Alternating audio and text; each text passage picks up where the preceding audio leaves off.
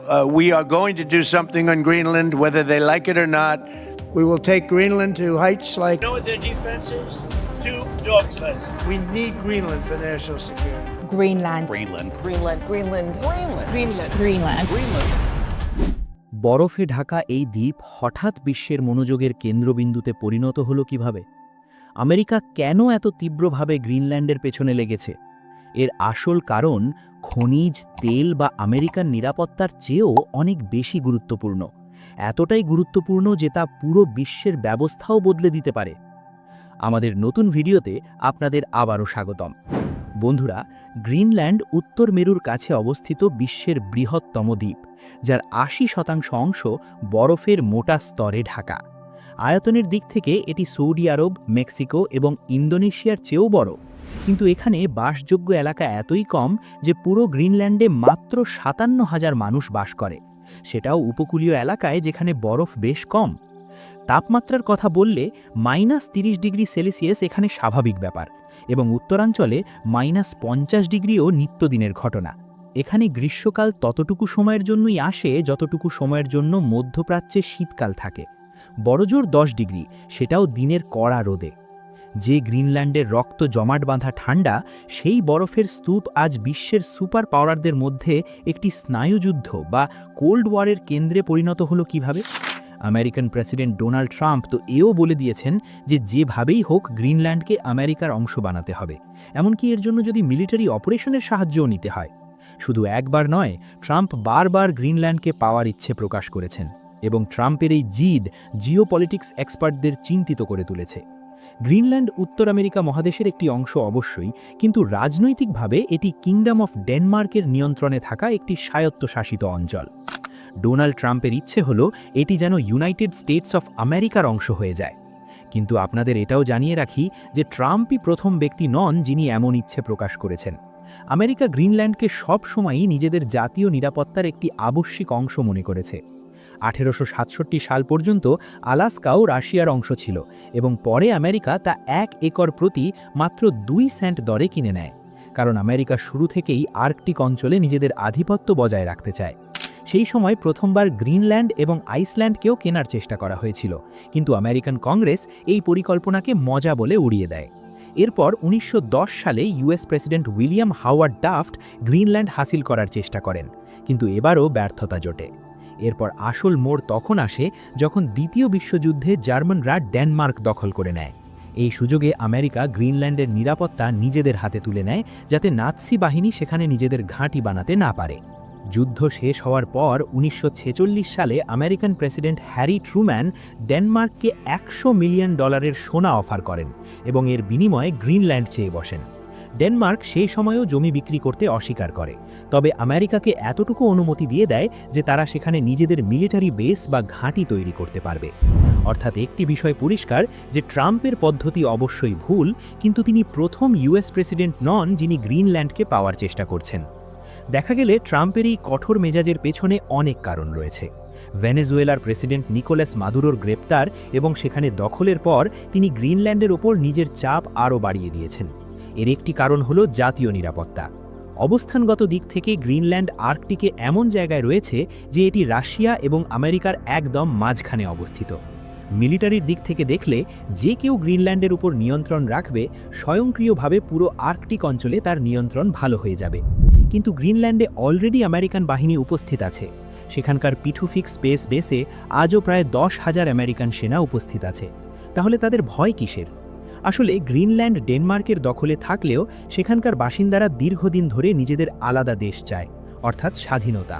আর ডেনমার্কও কোনো শক্তিশালী রাজত্ব নয়, তারা নিজেদের বাজেটের অর্ধেক অংশ গ্রিনল্যান্ডকে ফান্ড হিসেবে দেয়, কিন্তু তা সত্ত্বেও সেখানে কোনো সেনাবাহিনী নেই। ট্রাম্পের ভয় হলো যদি কাল গ্রিনল্যান্ড স্বাধীন হয়ে যায়, তবে হতে পারে তারা সেখান থেকে আমেরিকান ঘাঁটি সরানোর দাবি করে বসবে, অথবা ভাড়া অনেক বাড়িয়ে দেবে। তাই আমেরিকা চায় গ্রিনল্যান্ডের পুরো নিয়ন্ত্রণ তাদের হাতে চলে আসুক। দ্বিতীয় বিষয়টি হলো গ্রিনল্যান্ডের নিজস্ব কোনো সেনাবাহিনী নেই। সেখানে ড্যানিশ ডিফেন্স ফোর্সেস রয়েছে, যা ট্রাম্পের মতে বেশ দুর্বল। ট্রাম্প ব্যঙ্গ করে বলেছেন যে তারা ২টি কুকুরের স্লেড দিয়ে গ্রিনল্যান্ডকে আর কি রক্ষা করবে। অবশ্যই ট্রাম্পের কথা কিছুটা ঠিক হতে পারে, কিন্তু পুরো বিশ্বের তার উদ্দেশ্য নিয়ে সন্দেহ রয়েছে, কারণ আমেরিকার অতীতের ভাবমূর্তি এমন ছিল। তারা ইরাকে হামলা করেছিল ওয়েপন্স অফ মাস ডিস্ট্রাকশনের অজুহাত দিয়ে, কিন্তু আসলে সেখানে কিছুই পাওয়া যায়নি। 1964 সালে আমেরিকা ভিয়েতনামে হামলা করে। অজুহাত ছিল ভিয়েতনামি সংযোগ গালফ অফ টনকিনে আমেরিকান জাহাজ ইউএসএস ম্যাডক্সের ওপর হামলা করেছে। কিন্তু 2005 সালে গুমোর ফাঁস হয় এবং জানা যায় যে এমন কোনো হামলা হয়নি। 2011 সালে আমেরিকা লিবিয়াকে টার্গেট করে। বলা হয়েছিল কর্নেল গাদ্দাফি সেখানে গণহত্যা চালাচ্ছেন, অথচ অনেক বিশেষজ্ঞ মানেন যে আসলে কর্নেল গাদ্দাফি গোল্ড দিনার কারেন্সি বানিয়ে ডলারের একচেটিয়া আধিপত্য শেষ করতে চেয়েছিলেন। এই সব কিছুই এই নতুন কারেন্সি আটকানোর জন্য করা হয়েছিল। তাই ইতিহাস দেখলে এবারও এমন মনে করা হচ্ছে যে গ্রিনল্যান্ডকে রাশিয়ার থেকে বিপদের অজুহাত দেখিয়ে আমেরিকা সেখানে দখল করে শুধু নিরাপত্তা নয়, বরং বাকি সম্পদের ওপরও দখল করতে চায়। নিরাপত্তার বাইরে কথা বললে গ্রিনল্যান্ড বিশ্বের সেই গুটিকতক এলাকাগুলোর মধ্যে একটি, যেখানে রেয়ার আর্থ এলিমেন্টস বা বিরল খনিজ উপাদানের বিশাল ভাণ্ডার রয়েছে। এই খনিজগুলো এত গুরুত্বপূর্ণ যে আগামী প্রযুক্তির জন্য এগুলোকে অক্সিজেন বলা হয়েছে।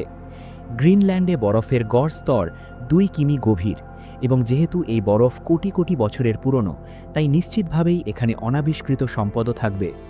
জিওলজিক্যাল সার্ভে অনুযায়ী গ্রিনল্যান্ড রেয়ার আর্থ এলিমেন্টসের 8ম বৃহত্তম ভাণ্ডার, যার মধ্যে রয়েছে নিওডিমিয়াম, যা দিয়ে ইলেকট্রিক গাড়ি এবং টারবাইনের চুম্বক তৈরি হয়। গ্যালিয়াম রয়েছে, যা এআই চিপস এবং রাডার সিস্টেমে কাজে লাগে। ইউরেনিয়াম রয়েছে, যা নিউক্লিয়ার এনার্জিতে ব্যবহৃত হয়, এবং সিলিকন, যা সেমিকন্ডাক্টর ও সোলার প্যানেল তৈরিতে উপকারী। এই সমস্ত উপাদান আমাদের ভবিষ্যৎ প্রযুক্তির জন্য বেশ লাভজনক।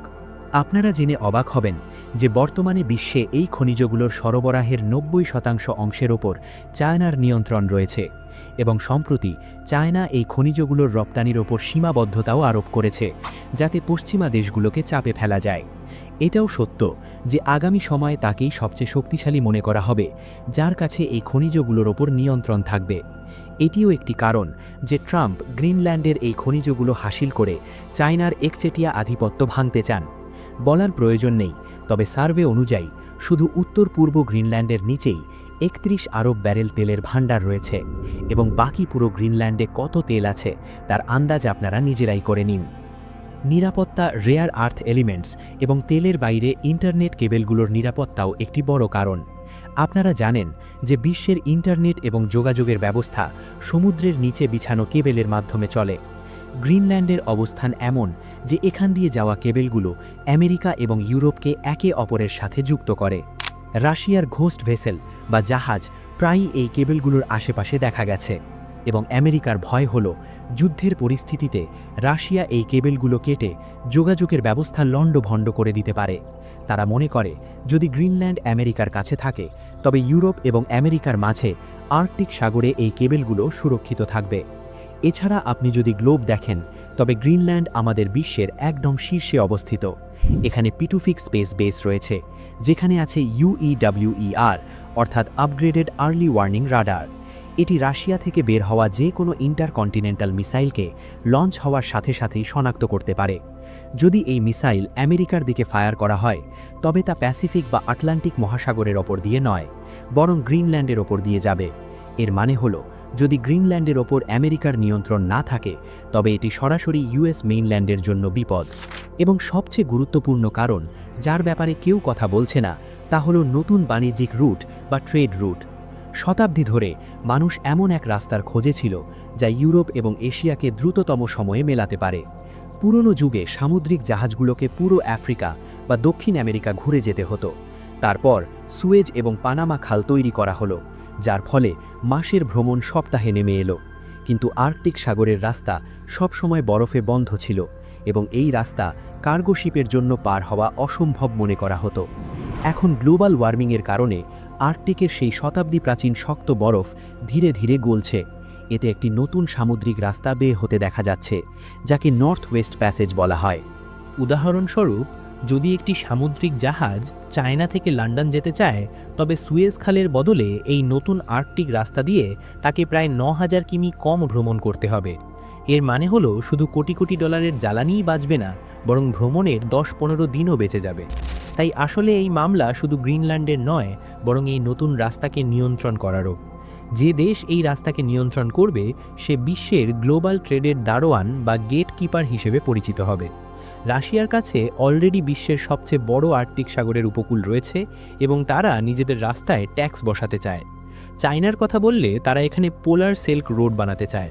এখন আমেরিকার ভয় হলো যদি তারা পিছিয়ে পড়ে তবে বিশ্বের গ্লোবাল ট্রেডের চাবি রাশিয়া এবং চায়নার হাতে চলে যাবে, যা আমেরিকার জন্য একটি দুঃস্বপ্ন। দেখা গেলে গ্রিনল্যান্ড এই পুরো নতুন রাস্তার প্রবেশ মুখে বসে আছে। যদি আমেরিকা গ্রিনল্যান্ডের মালিক বনে যায় তবে সেই এই নতুন সামুদ্রিক হাইওয়ের জন্য একটি টোল প্লাজার কাজ করবে এবং এই সময়ে খুব বেশি দূরেও নয়। ধারণা অনুযায়ী আগামী 10-20 বছরে বরফ আরও গলে যাবে এবং শিপিং ইন্ডাস্ট্রি নর্থ ওয়েস্ট প্যাসেজের দিকে ঝুঁকবে। কিন্তু যদি আমেরিকা গ্রিনল্যান্ড হাসিল করে নেয় তবে বিশেষজ্ঞদের মত হলো এটি গ্লোবাল পলিটিক্সে একটি নতুন যুদ্ধ বাঁধিয়ে দিতে পারে। কিভাবে? ডেনমার্ক ন্যাটোর সদস্য। ডেনমার্কের প্রধানমন্ত্রী পরিষ্কার বলে দিয়েছেন যে আমেরিকা যদি জোর করে গ্রিনল্যান্ড দখল করার চেষ্টা করে তবে এটি ন্যাটোর সমাপ্তি হবে। ন্যাটোর মৌলিক নীতি হল একজন মিত্রের ওপর হামলা সবার ওপর হামলা বলে গণ্য হবে। যদি আমেরিকা নিজেরই মিত্র ডেনমার্কের এলাকায় দখল করে তবে ন্যাটো জোট নিজেদের মধ্যেই লড়াই করতে পারে। যদি ট্রাম্প নিজের জিদে সফল হয়ে যান এবং গ্রিনল্যান্ড কোনো না কোনোভাবে আমেরিকার নিয়ন্ত্রণে চলে আসে তবে বিশ্বের ওপর এর প্রভাব অত্যন্ত মারাত্মক হবে। প্রথমত, আমেরিকা বিশ্বের একমাত্র আর্কটিক সুপ্রিম লিডার হয়ে যাবে। দ্বিতীয়ত, ইউরোপ এবং আমেরিকার মধ্যে থাকা শতাব্দী প্রাচীন বিশ্বাস শেষ হয়ে যাবে। তৃতীয়ত, আমেরিকা খনিজ সম্পদের মুকুটহীন বাদশা হতে পারে, যা চায়নাকে তীব্র ধাক্কা দেবে। চতুর্থত, গ্রিনল্যান্ডে মাইনিং সেখানকার ইকোসিস্টেম বা বাস্তুতন্ত্রকে বদলে দিতে পারে, যার প্রভাব পুরো বিশ্বকে ভোগ করতে হতে পারে। এবং পঞ্চমত, সেখানকার স্থানীয় মানুষ তাদের শতাব্দী প্রাচীন সংস্কৃতি এবং স্বাধীনতা হারাবে। আর্কটিকের গলতে থাকা বরফ যেখানে নতুন রাস্তা খুলছে সেখানে বিশ্বের জন্য নতুন বিপদও সৃষ্টি করছে। আর যদি এমনটা হয় তবে প্রথম ও দ্বিতীয় বিশ্বযুদ্ধের মতো বিশ্বে একটি নতুন মানসিকতা তৈরি হবে যে শক্তিশালী সে দুর্বলের ওপর হামলা করে তাকে দখল করে নেবে। এটাও বলা ভুল হবে না যে গ্রিনল্যান্ডের যে সিদ্ধান্তই হবে তা পুরো বিশ্বে আগামী 100 বছরের সিদ্ধান্ত হবে। এখন এটি শান্তির সিদ্ধান্ত হবে নাকি তৃতীয় বিশ্বযুদ্ধের তা তো সময়ই বলবে। আশা করি ভিডিওটি আপনাদের ভালো লেগেছে। এই ভিডিওটি সম্পর্কে আপনার মতামত কমেন্ট করে জানাবেন এবং এই রকম জানা অজানা ভিডিও দেখতে চ্যানেলটি সাবস্ক্রাইব করুন। তো দেখা হচ্ছে আগামী কোনো দুর্দান্ত ভিডিওতে। ততক্ষণ পর্যন্ত ভালো থাকবেন। ধন্যবাদ।